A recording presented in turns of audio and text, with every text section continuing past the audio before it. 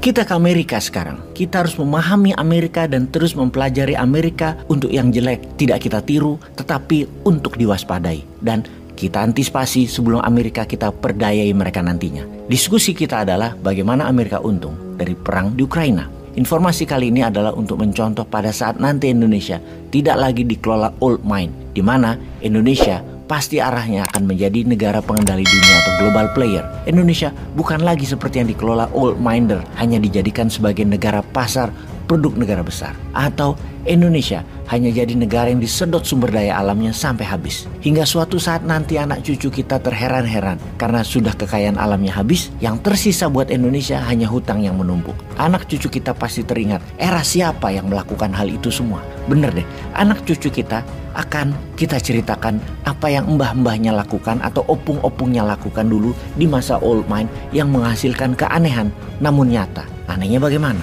Gak tahu gimana kelolaan negaranya waktu itu. Harusnya kalau kekayaan Indonesia habis karena dijual, ya Indonesia dapat dolar lah setidaknya atau uang. Lah ternyata waktu dulu sama opung-opung kita kekayaan alam habis, hutang nambah banyak. Tapi di media-media kita dibilang negara Indonesia waktu itu negaranya maju dan berkembang. Lalu kemudian hari anak cucu kita pada nanya, apa yang berkembang coy? Ini kita masih tanggung hutang dan kita miskin, kekayaan alamnya habis. Kalau nggak habis kekayaan alamnya rusak, nggak bisa ditambang lagi. Karena nambangnya waktu itu brutal yang dilakukan oleh opung-opung dulu.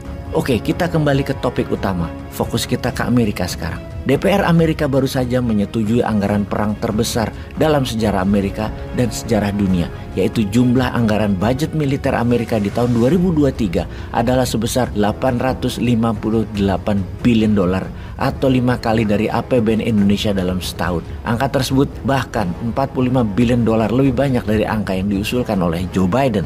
Dalam angka itu ada angka bantuan terhadap Ukraina hampir 1 billion dolar dan anggaran persenjataan sehubungan dengan perang Ukraina yang berupa kontrak yang jatuh ke Defense Military Complex. Angkanya mengejutkan, luar biasa besarnya. Kita fokuskan ke bantuan militer ke Ukraina.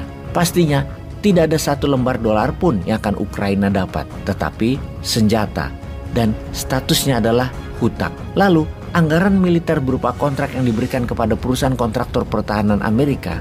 Oke, ini kita harus jelaskan dulu. Kita mundur ke bulan September tahun ini, di mana ada angka 311 juta dolar diberikan pemerintah Amerika kepada perusahaan Raytheon dan Lockheed Martin yang merupakan perusahaan kontraktor pertahanan terbesar di Amerika untuk membuat misil Javelin yang akan dikirim ke Ukraina. Kemudian di bulan Desember ini, minggu lalu, Raytheon dapat lagi kontrak untuk misil jarak jauh dari darat ke udara senilai 1,2 billion dolar untuk Ukraina. Dan setiap kontrak pertahanan mereka, harga saham mereka melejit naik. Nilai saham meningkat dan kekayaan naik pesat didapat dari konflik, dari darah yang tertumpah, dari perang Ukraina. Bahkan ketika perang baru mulai, banyak anggota DPR Amerika membeli saham-saham perusahaan defense kontraktor ini dan menjadi kaya dalam seketika.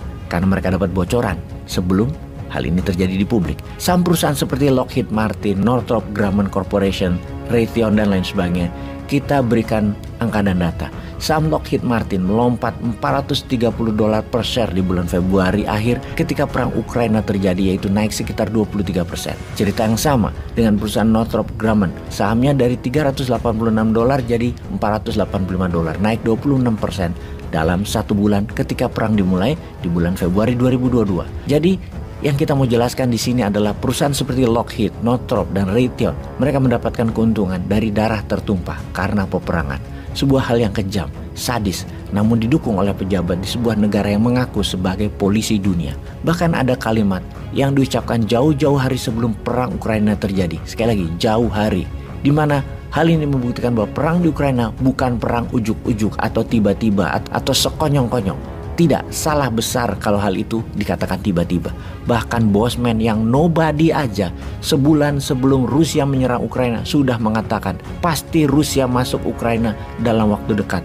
Karena salah satunya mendapatkan informasi ini. Informasi dari CEO-nya Raytheon, Gray Hayes, yang mengatakan secara resmi dalam sebuah wawancara di awal tahun 2022, dan ini kita quote, "Kami melihat bahwa ada peluang sangat besar dalam perdagangan internasional dengan adanya ketegangan di Eropa Timur dan Laut Cina Selatan yang mengharuskan Amerika bersiap-siap menganggarkan dana untuk persenjataan, dan kita, Raytheon tentunya, berharap akan mendapatkan keuntungan dari sana. Ini pernyataan sebelum perang serbuan Rusia ke Ukraina, alias Amerika sudah tahu dan senjata sudah disiapkan untuk untung dagang.